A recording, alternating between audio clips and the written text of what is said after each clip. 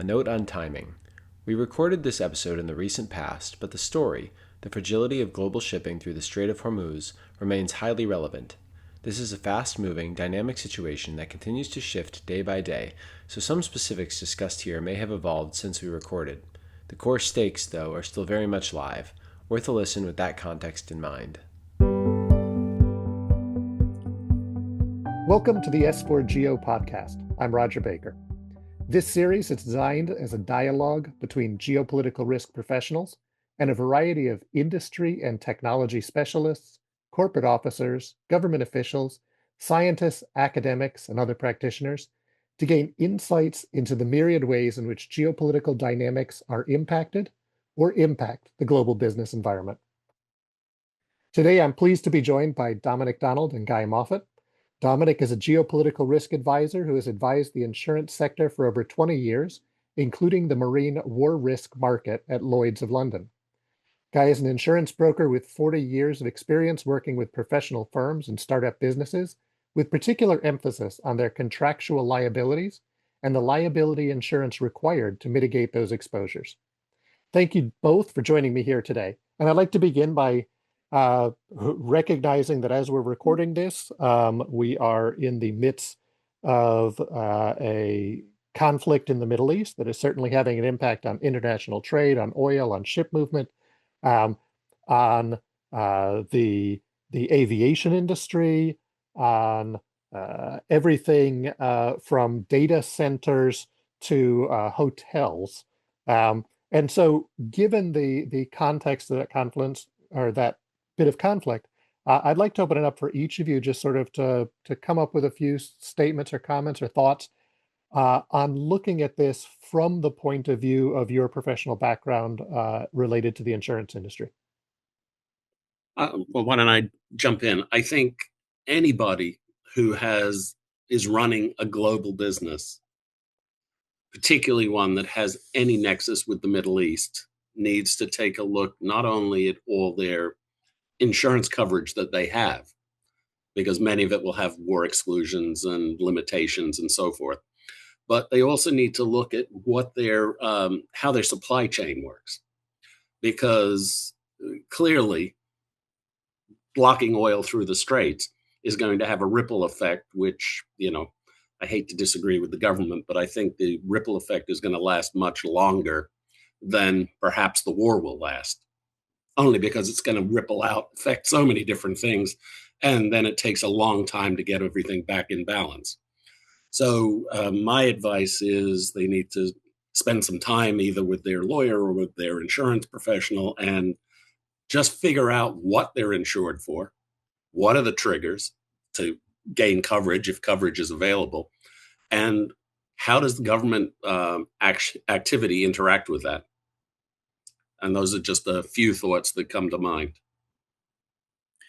And I'd follow up with that by pointing out that while it's the oil and gas trade that is drawing the headlines in terms of not being able to get through Hormuz, the fact is no traffic is getting through Hormuz.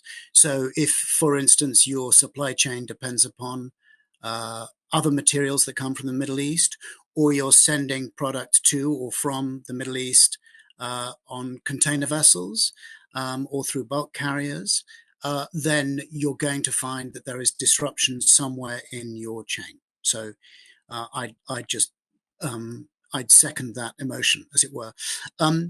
In terms of my specific area, the last few weeks have been very interesting as the advisor to the Joint War Committee at Lloyd's, because marine war risk insurance has been weirdly a kind of headline thing.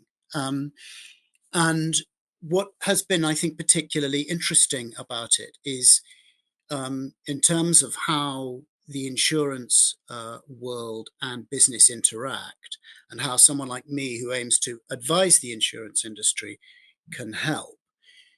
The reality of business is that people want to do business. They don't want to stop doing business. And all of the difficulties surrounding the Straits of Hormuz, essentially what those businesses that want to get their traffic through Hormuz are worried about is whether they can still do business. And so much of what one's talking to them about through the medium of insurance is making it possible for them to do business. Almost nobody in insurance and almost nobody who takes on insurance wants everything to stop. They want things to keep going, but in a manageable fashion. And so a large part of the difficulty of the last couple of weeks has been trying to work out what is going to be manageable, what risk is acceptable, and what will different actors do in response to different developments that might make things more or less manageable and might make risk more or less acceptable. I don't disagree with any of that. I'll just reiterate one thing, and I think that is everybody needs to understand their own exposure to what's happening in the Gulf right now. Because it doesn't, as you pointed out, it doesn't necessarily have to be a direct exposure. It's a contingent exposure.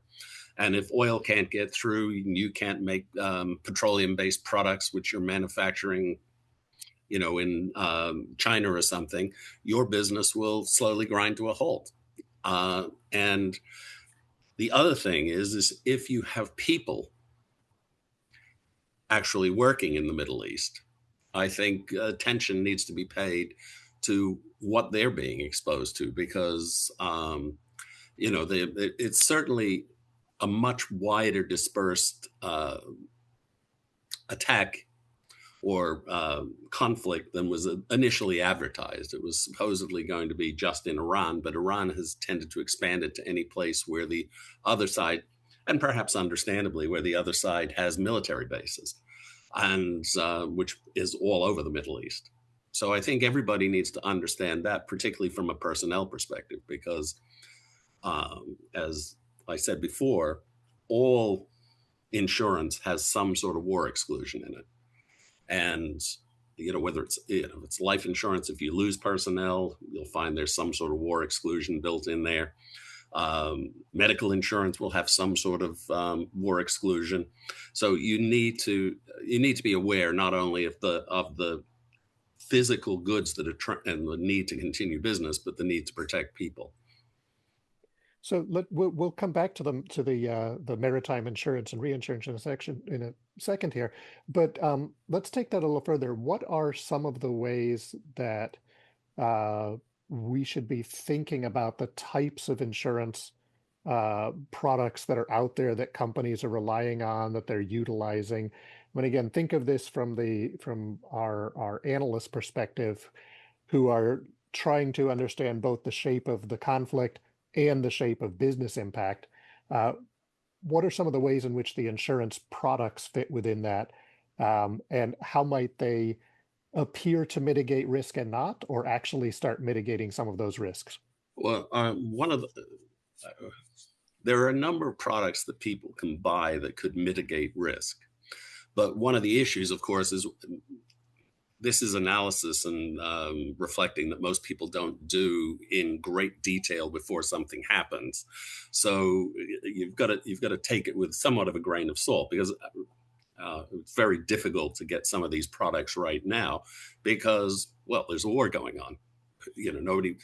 There is a price that people will particularly at Lloyd's and other types of insurance markets will sell you something, but it may not be a price you're willing to pay, which, is another way of managing risk. But I think people need to look at contingent coverages that they can buy for business interruption. Sometimes they're available. Sometimes right now, you'd have a great deal of difficulty getting one if your contingent exposure was getting ships through the straits. Credit insurance is another thing that can come into play here. And a lot of companies do use that. But again, an actual conflict, the chances of somebody selling it to you right now, unless you're willing to basically take the credit risk yourself in terms of paying premium, is going to be slight. But there are all sorts of different ways to deal with this if you're planning ahead. The problem is people don't do it far enough in advance. And, if you're a huge company and you've got, if you're an airline company, yes, this is always on your mind. You're going to be planning ahead months, years if you have to. But the mid-sized business tends not to do it because insurance is a sunk cost that is only of value if a crisis occurs. And if there's no crisis going on, if ships are passing through the straits, they're probably not looking at it. And that's a shame, because there are ways to, if they're willing to pay the premiums, which they may or may not be, if they're willing to pay the premiums, that they can deal with it. One of the simpler solutions with regard to the personnel exposure I mentioned before is to use travel accident, where you can get a modified war exclusion on it, because it's a sort of weird hybrid coverage between life insurance, health insurance, and property and casualty insurance. And you can get war coverage as long as your people aren't actively involved in the war. But right now, getting it in place it's not going to happen. Well, and I think, as we look at this, certainly there's the what can you do right now in the middle of a conflict, and that's probably as you've been laying out, not a whole lot. Correct. But as we're looking at this, also how we can be thinking about the role that insurance plays in ideas of risk tolerance for corporations, places that companies may be able to go in the future. And of course, as Dominick noted, the maritime insurance, reinsurance is, of course, top headlines every day these days, whether people know what it means or not. And Dominick, would you explain a little bit about what it means, the war committee, and how that relates to the shifts and adjustments in insurance for shipping, as we're thinking about, both the cost of moving ships and more importantly, the willingness to be able to, or the capability to be able to move the goods, the cargoes, or the ships during any time of crisis, not just potentially sea mines in the Strait of Hormuz. Sure. Right. Firstly, war risk cover is just one of the many different types of cover that are available in the marine insurance market. So you will insure your hull, the hull of the ship, and one aspect of the insurance that you take for the hull of the ship is war risk cover. And ordinarily, that's a really small part of the overall cover. So typically, if you're looking at, say, your marine hull insurance is 10, let's say, just give it a number, 10, then it may well be that the war risk component of that, as general war risk cover all around the world, might be less than 0.5. So it might be, a 20th or less as a proportion of the overall cargo cover. That changes when you start having an emergency. And the mechanism that the Lloyd's Marine War Risk Market relies on for trying to get ahead of this potential for disaster is something called the Joint War Committee. It's a bit of a misnomer. It makes people think that it's kind of a committee that's about war, but actually, generally speaking, what it refers to is war risk policies. So it's all of the actors in the London marine market who are most involved in selling marine war risk policies. And as anybody who's paid any insurance ever will appreciate, policies are really specific. So what you've got is a very specific general policy for war risk. And all of the actors involved in the biggest actors in selling that war risk in the London market, they're represented on something called the Joint War Committee. And it's the job of the Joint War Committee to work out which areas of the world are so dodgy that special additional war risk premiums should be paid if you're going to call there. And it's my job, and has been my job since 2004, to advise that committee on what those areas should be. Now, the reason for this is that previously, essentially, up until 2004, what the committee did was it kind of marked its own homework. So the people in the London market would have their own sense of which areas were dodgy, and then they get together and they pool those places, and then that's what the committee would then suggest were the dodgy areas. And that had possible legal implications. For instance, for the European Union, had issues around the possibility of this being anti-competitive, and you can see why. So what they decided they needed was an external advisor to make recommendations to them, which they would then pass out to the market, but then the market is free to ignore or adopt.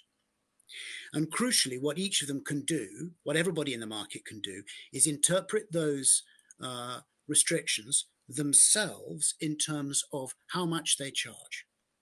So in normal times, they wouldn't be charging very much for the additional premium. But if suddenly you've got a shooting war going on, then the additional premium charge goes up significantly. And what we're looking at right now is an additional premium for going through the Straits of Hormuz, which is equivalent to roughly 1% or 1.25% of the value of the hull per transit. So that means if you've got a $100 million hull, you're looking at $1.25 million or $1 million just for one transit to go through Hormuz for your war risk cover.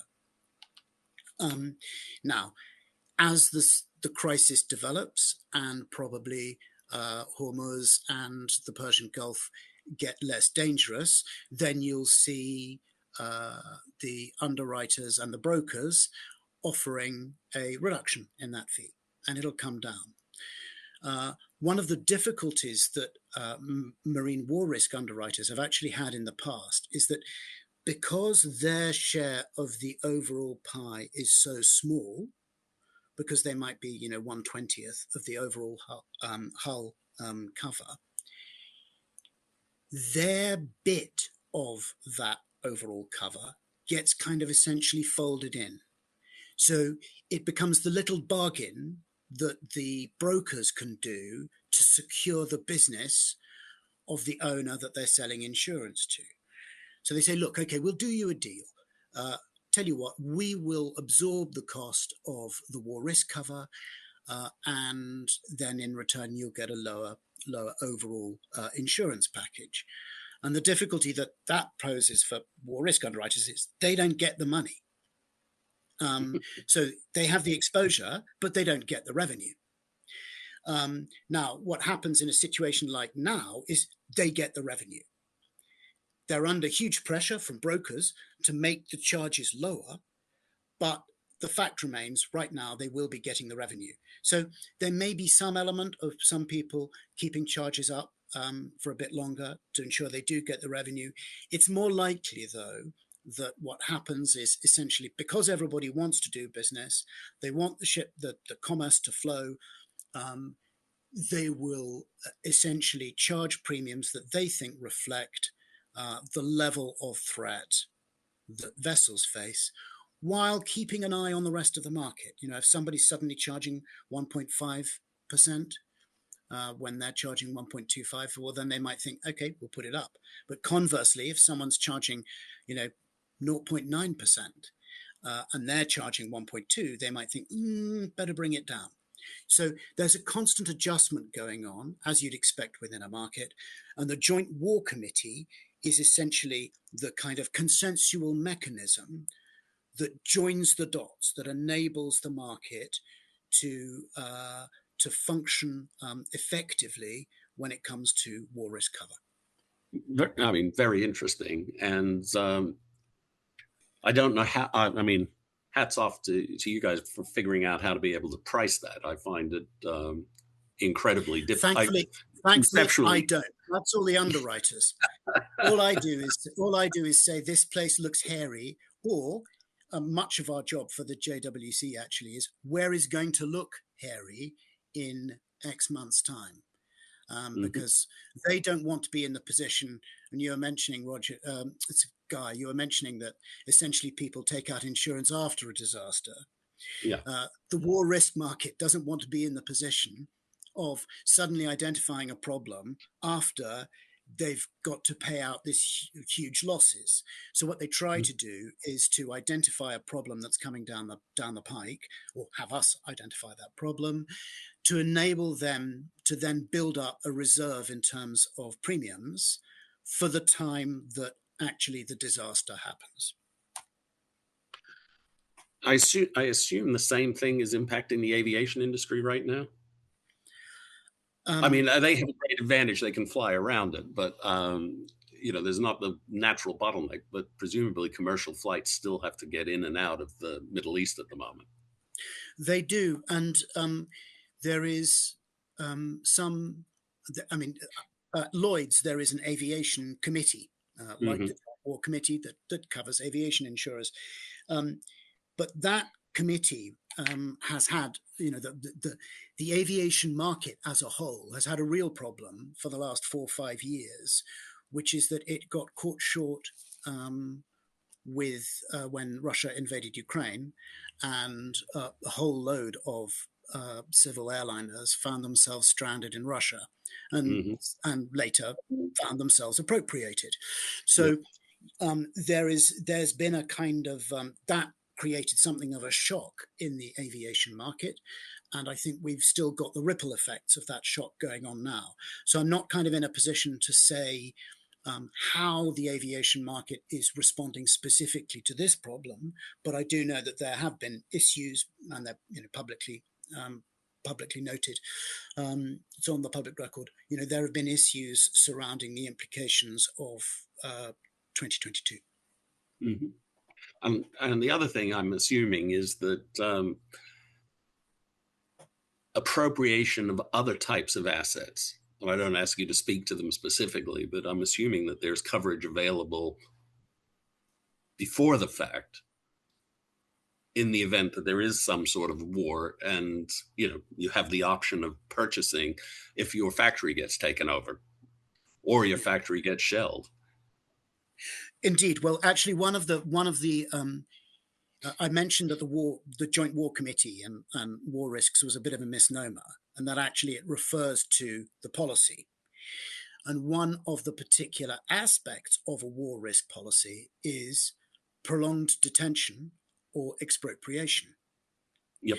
And so there are countries that we recommend be on the JWC's list of excluded areas that are principally on there because of the expropriation risk or the prolonged detention risk.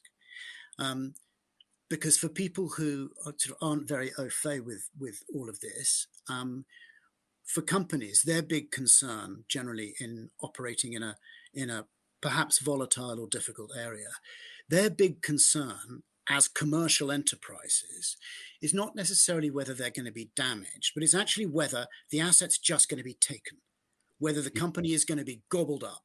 And they're not going to take 5% damage on an asset. They're just going to lose it.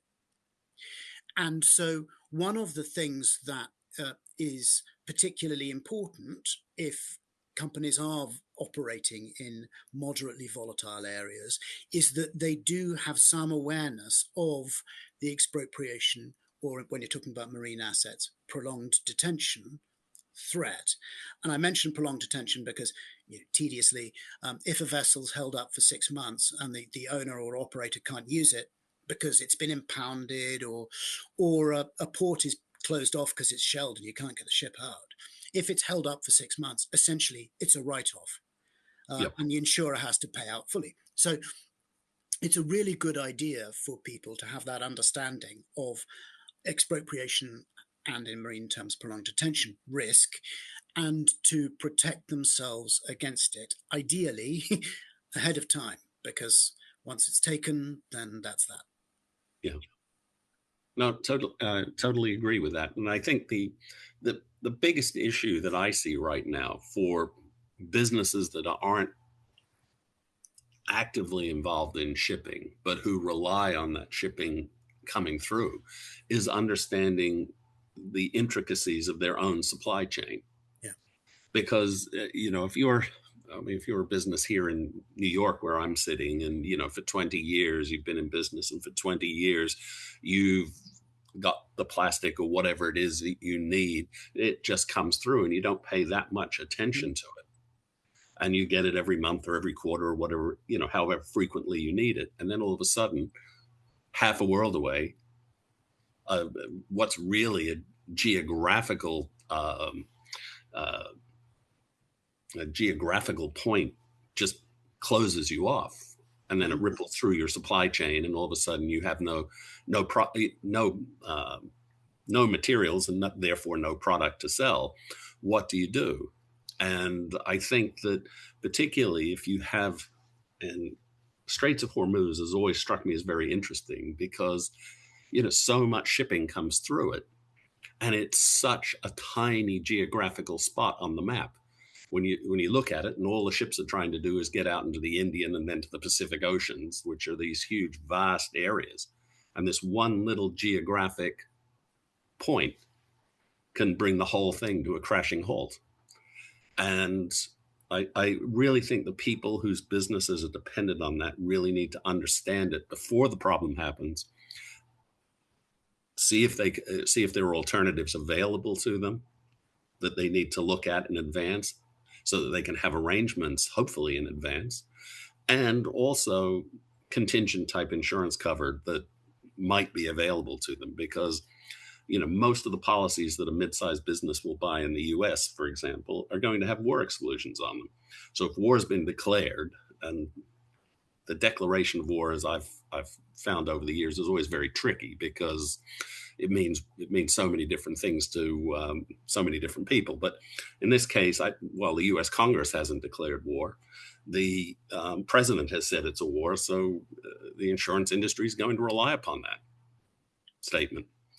And people need to, because if this goes on for the better part of 6 months, there's going to be a lot of ripple effects downstream with businesses just going out of business. Yes.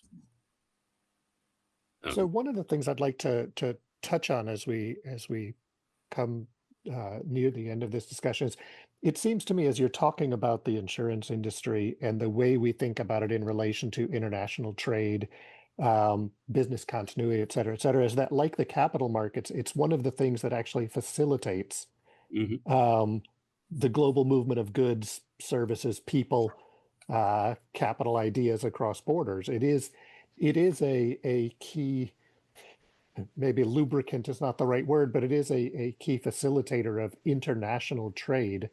What are some of the aspects for someone who is not in the insurance industry, and not necessarily the business who needs to buy insurance, but the people in between, the analysts, those who are trying to understand international risk, geopolitical risk, political risk? What are some aspects of the insurance industry that you feel they should be aware of, or what are the smart questions they should be asking as they're looking at that future flow of trade and goods in a changing geopolitical environment? Well, I think that what they have to look at, because you sort of hit the nail right on the head, insurance and capital move hand in hand. If you're financing shipping, the bank or whoever's lending you the money is going to require insurance. When insurance is not available, they may still lend you the money, but the interest rate's going to go up. So, you could be, because they've got a cost of capital that they've got to assume is going to be met at some point, and they're going to make a profit on it. And this sort of hand-in-hand capital and insurance thing works. It works well in all sorts of environments. Every transaction that you make, if you buy a house, you have a mortgage. You have a mortgage on the house, you have to have homeowners insurance. They work hand in glove on that. Buying a car, same thing. But here you've got really dangerous, potentially, not always, perhaps rarely, but you've got, as I said before, this one little geographic part of the world, and it's just because the straits are so narrow that really makes it difficult to get shipping from a vital point out into the wider oceans where people need the goods that are being shipped. and that will have a severe ripple effect. And companies, particularly in the mid-market, need to better understand how that works. Now, whether that's through analysts or whether that's through advice from attorneys or accountants or whoever, too often it's left to the last second. And, because they're not in a business where war risk is a daily concern. Whereas obviously for a shipping company, shipping all over the world, or an airline flying planes all over the world, though, as was pointed out earlier, I mean, you had the expropriation risk in the Russia-Ukraine conflict, which wasn't appreciated before it happened, and I assume has cost the aviation market a lot of money. Dominic. Yes, a phenomenal amount. Yes, and so that's why the ripples are so long. I follow on from what you're saying, Guy, by saying that a key element of insurance as part of this overall sort of global geopolitical sort of view, if you like, is that it's often the case that insurance gets blamed for something not happening. The reality is that insurance is essentially a punt on a potentiality. People are providing you with protection, taking a bet on whether something bad is going to happen. The issue that gums up traffic, and what we've got now in Hormuz is a very good example. The issue that gums up traffic is not insurance or the failure to provide insurance.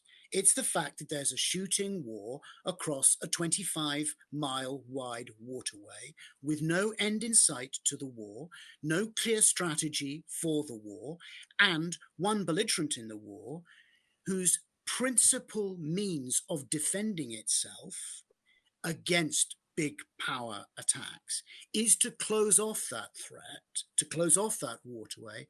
Oh, and by the way, in passing, the thing they developed to close off that waterway, they haven't even deployed yet. They've essentially closed off Hormuz with some missiles and some warnings on VHF. The thing they actually developed to close Hormuz for a protracted period of time, they haven't been deployed. The United States government, the White House, Department of Defense hasn't even mentioned it, which shows you how far we are from getting to an answer to this Hormuz problem. So insurance is not the issue. It's the thing that insurance is on that is generally the issue.